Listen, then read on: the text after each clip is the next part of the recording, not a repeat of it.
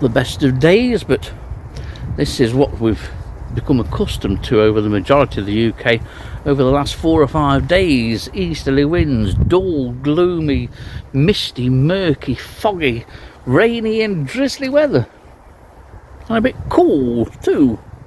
And we've got it for about another 4 or 5 days by all accounts, from what I can make out.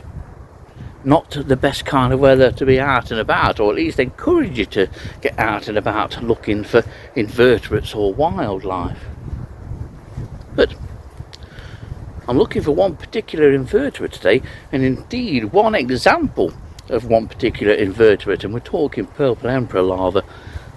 Before Christmas, Nick Brownlee and myself wandered around Sherwood Forest and up through Seymour Grove to check on the progress of the pine removal along Seymour Grove and to check for purple emperor larva.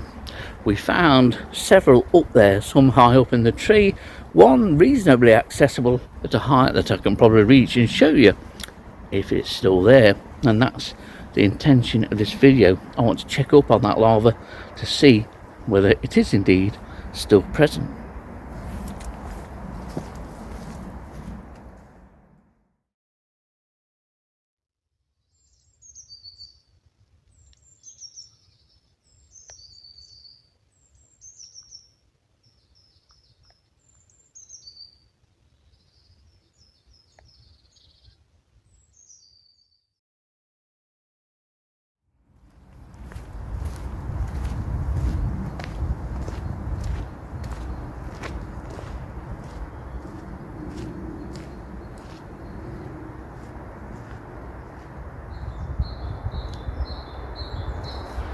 It'd be lovely if it wasn't for the road noise.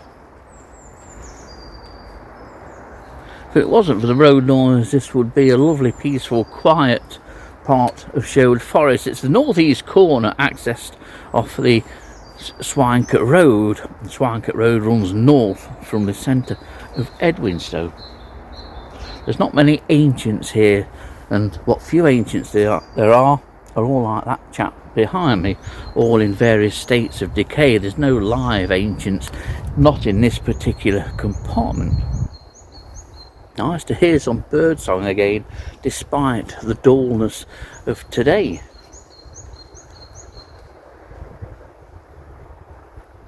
But week by week, the forest is starting to come to life, at least audibly.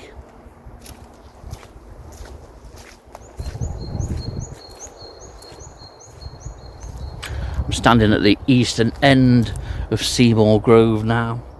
It all looks very different to how it's been over the last sort of 30-40 years. The pines have gone, apart from a handful of pines, always well used by common crossbills and indeed parrot crossbills a number of years ago. But the pines that were here offered a belt of protection, as far as I'm concerned, to the trees, the oaks, the ancient oaks, just to my right and to your left in the Sherwood Forest Country Park. That belt of protection has unfortunately gone, but the wood was needed to make some money, so the wood had to go. In time, this will be better, but of course, now that the pines have gone, the silver birch is going to go mad here, and in a few years' time they'll be wanting to thin the silver birch out. You can't have everything. But at least one important tree has been left, and that's this goat sallow here. A few years ago, 5 purple emperor larvae resided on that tree. I don't think any of them made it. One might have done. But it's not been used for a couple of years since, but at least it was nice to see that this tree was marked as not to be felled. Hopefully it will be used again in future years, but the trouble with all the felling, well, it's made a lot of the goat sallow here less suitable for female purple emperors to lay. They like trees growing in semi-shade, and all the trees that we're going to see in the next few minutes have all been opened up now and exposed to full sun. It makes them less likely to be used by female purple emperors. But it's on one of those trees along there that hopefully our 10mm long quarry is still present.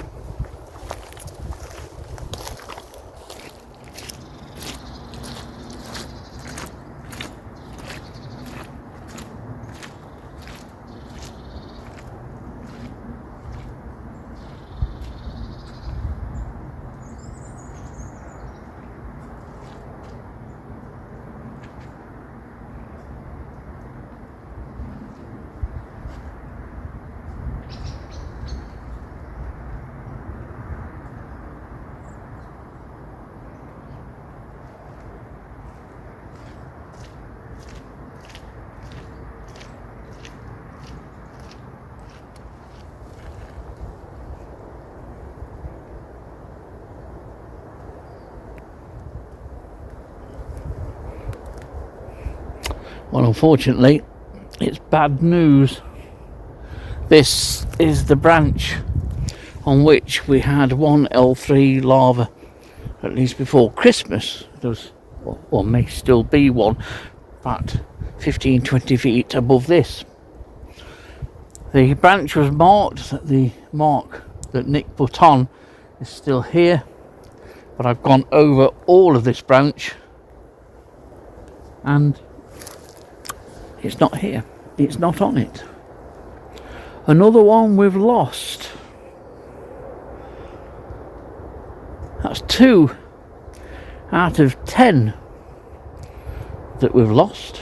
Hopefully that one is still up there. I didn't bring the binoculars with me, so I ought to have done really, and I could have checked to see whether it's still there, but it's a shame that we've lost the one that was on here.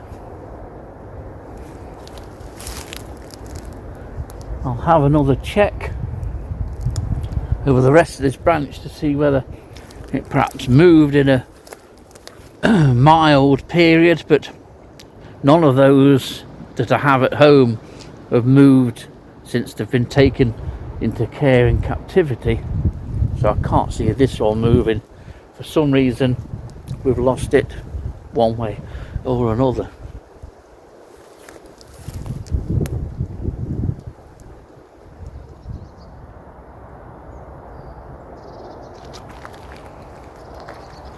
It's a disappointment. I wasn't expecting, to be quite frank. I thought I'd be able to waltz up to here and say, it's still here and has survived what the British winter has thrown at it so far.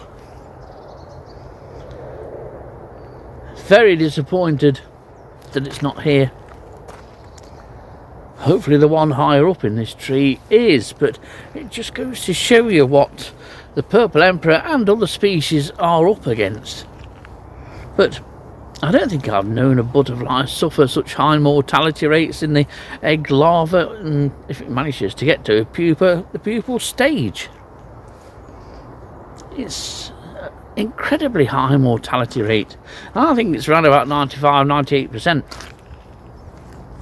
which is an astonishingly high figure.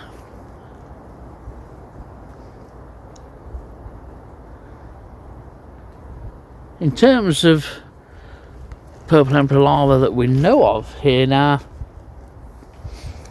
well, I think there's just the one, hopefully, still at the top of this tree. I ought to have brought binoculars and I could have had a look for it, but this isn't the best of light for scanning trees looking for, 10mm long purple emperor larva.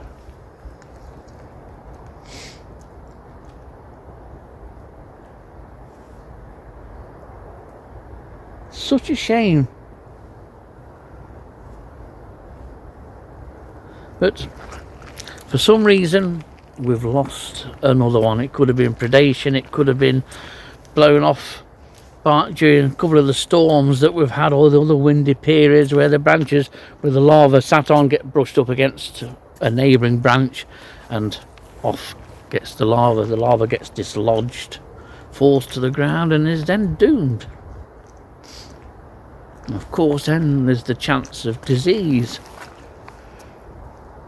But a lot of larvae don't get diseased naturally in the wild.